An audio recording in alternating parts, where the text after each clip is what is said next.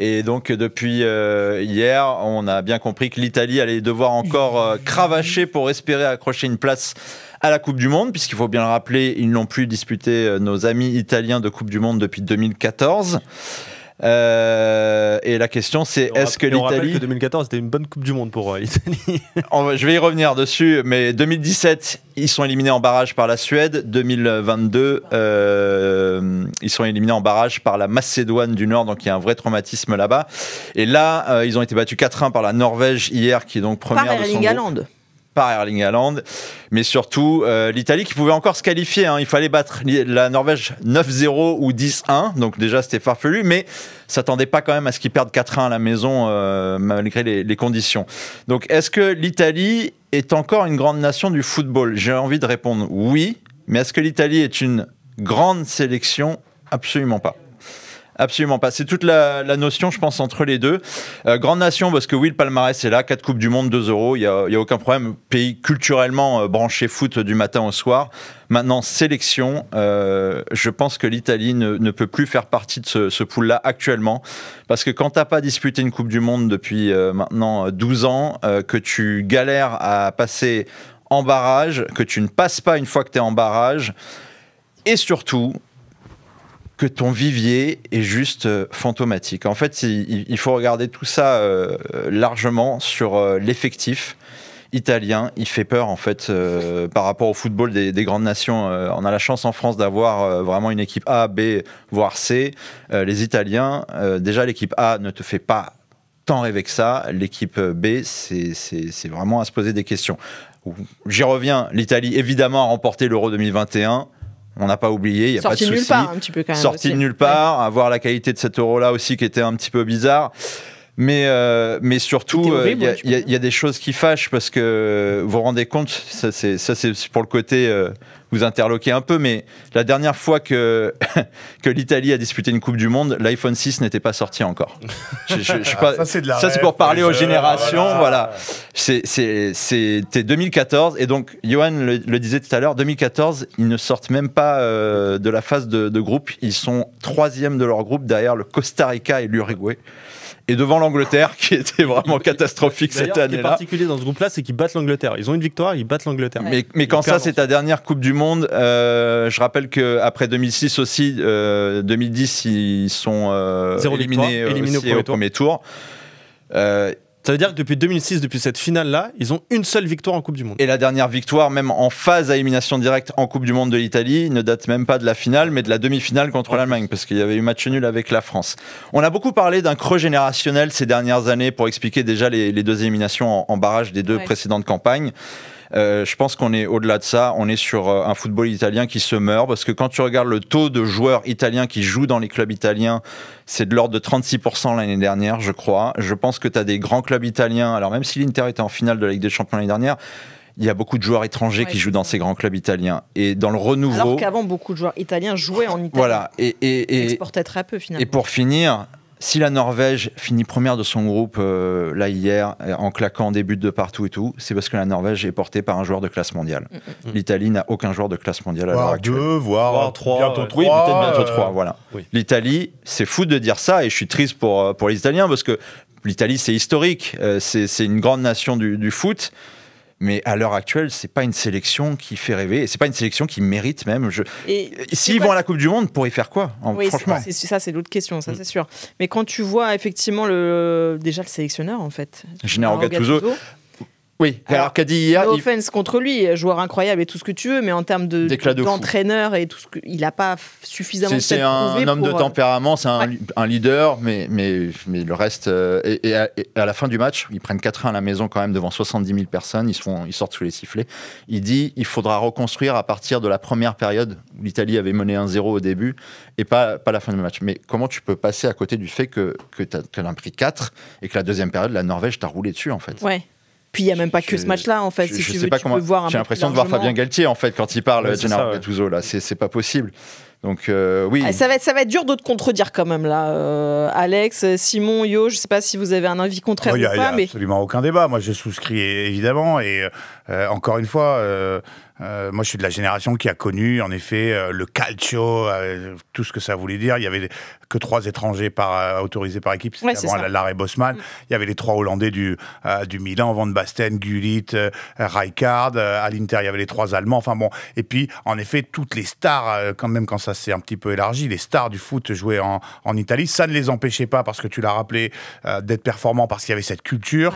Les Italiens, ils bougeaient pas de chez eux. Personne venait les chercher parce qu'ils étaient déjà dans les meilleurs clubs du monde. Il y a clairement un creux générationnel terrible.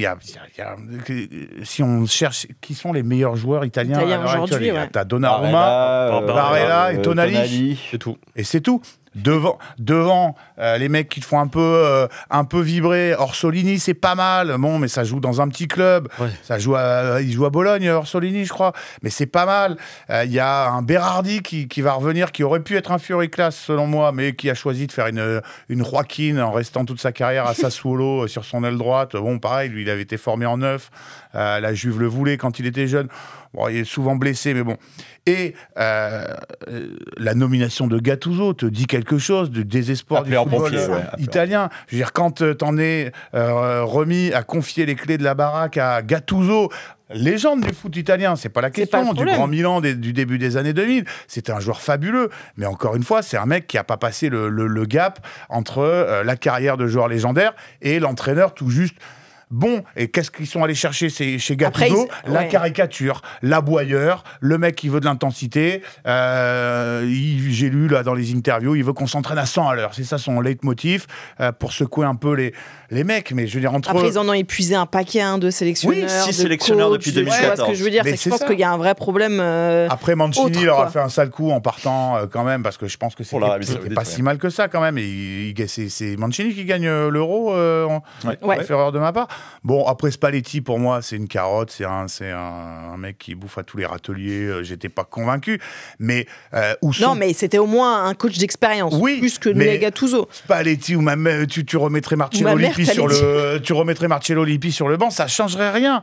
Parce que où sont passés les Baggio, Roberto, Dino, les Del Piero, les Totti, les Nesta, les Cannavaro, les Pirlo.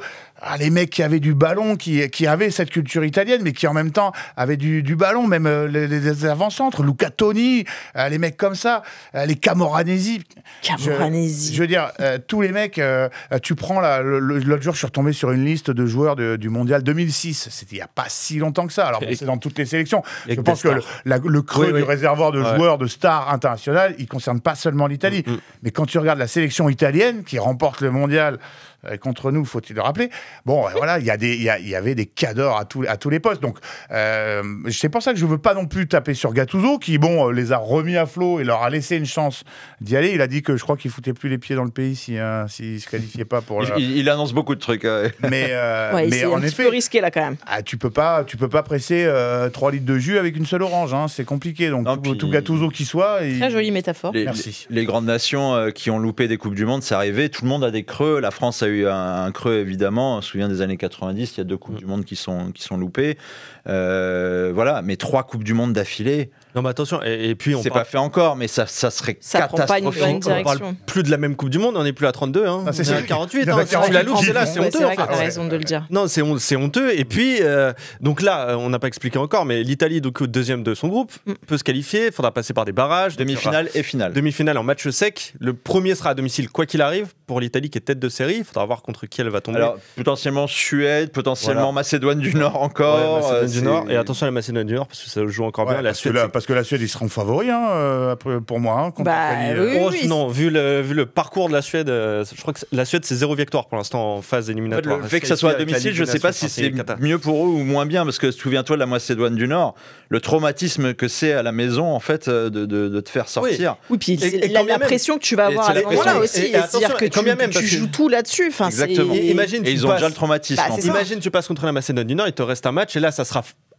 On imagine contre une autre tête de série, par exemple. Au hasard, la Turquie, c'est un tirage au sort. Imagine tu tires la Turquie en Turquie. Bonne chance. Bon courage. Bon courage. Bon courage, vas-y. Oui, c'est ça. Mais moi, pour aller plus loin, je pense que là, on disait que l'Italie est une petite sélection. Oui.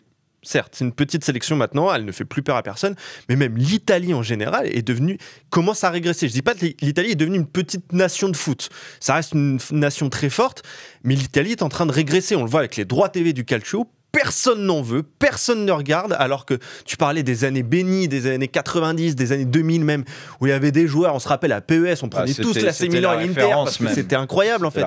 Il y avait les meilleurs joueurs. PES, t'as perdu les 3 quarts du chat là. Le Grand Milan, la Juve, ça n'a plus du tout la même gueule aujourd'hui. C'est ça, maintenant, citez-moi les grands joueurs de ces grands clubs-là. Ça n'existe pas. Alors l'Inter a fait des belles choses avec des 100 grades italiens, plus Barella et... L'an dernier. Et l'Inter sauve le navire, parce que je regardais un petit peu les meilleures nations, les meilleures équipes, et les meilleures nations aussi au coefficient européen. Alors, il se trouve que, je ne sais pas par quel miracle, la Serie A est deuxième meilleur championnat au coefficient européen. C'est dû notamment à l'Inter. Exactement. C'est tous les résultats, confondus, c'est ça. La Roma, tout en n'ayant aucun club dans le top 10 européen au coefficient. Il n'y a aucun club. Même l'Inter qui est en train de grimper, qui a grimpé avec cette finale de Ligue des Champions, n'est pas dans le top 10. Et moi, je trouve ça fou. Donc l'Italie est en train de régresser, est en train de passer en dessous de la Bundesliga, qui est déjà un championnat qui est tenu par miracle, par le Bayern Munich, qui va à chaque fois loin. Et il y a Dortmund quand même, qui est dans le top 10 en plus, du Dortmund du coefficient européen.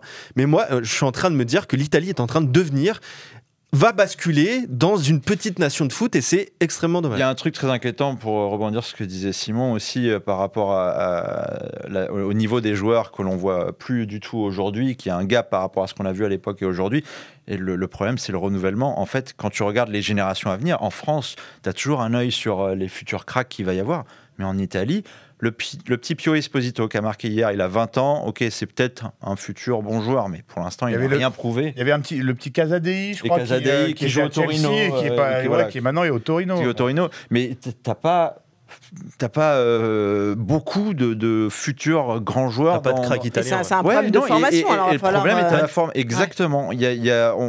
On ne met plus la priorité sur la formation en Italie, mais à cause de manque d'infrastructures et manque d'argent aux droits télé. Les inscriptions sont très chères en Italie. Alors ça n'augure rien de bon pour les années à venir. Alors parce que ils sont dans on peut s'inquiéter effectivement pour la suite, quoi. Mais ce qui était un creux générationnel qu'on pouvait évoquer en 2017 quand il loupe le mondial, voire en 2022, ça devient plus qu'un creux générationnel. Maintenant, ça devient un football en déclin.